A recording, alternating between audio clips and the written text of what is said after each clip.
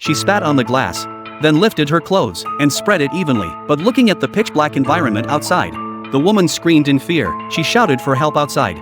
But no matter how hard she tried, she got no response. She could only observe the situation around her. When she saw that there was another window behind her, she looked outside through the glass. There were actually staff members outside. The woman knocked on the glass. Fortunately, the man noticed. Seeing two people across from her, she pleaded with them to rescue her, but through communication, she learned that they were also trapped there. The woman despaired. At that moment, she noticed that the temperature inside the sealed cabin was rising, as hot air kept pouring in through the valve.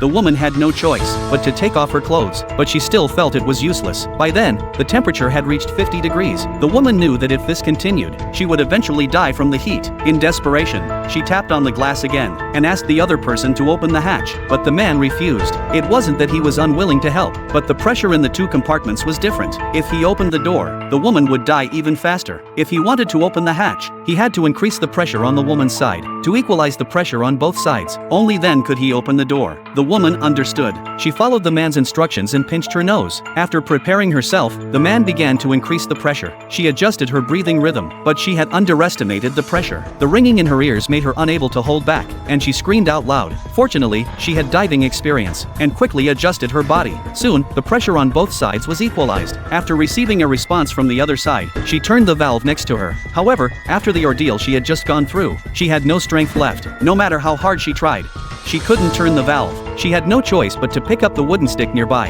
After hitting it multiple times, the valve loosened. After unscrewing the valve, the woman removed the iron plate securing the cabin door. With the other person's help, she made her way to another pressure chamber. The woman didn't have time to thank him and drank the water bottle in one gulp. She thought she was saved, but to her shock, the man's words stunned her because there was a fire outside. All the circuits had been burned out, and they couldn't send a distress signal. What was even more despairing was that the outside might not know that there were still people here. They could only try to conserve their strength and keep the oxygen going for as long as possible. That way, they might be able to hold on until rescue arrived. The woman was devastated after hearing this, but seeing that there was no better solution at the moment, they could only lie down and rest. Soon, the woman's breathing became labored. She knew the oxygen was running out. Thinking of her daughter waiting at home, while the men were sound asleep, the woman came up with a plan.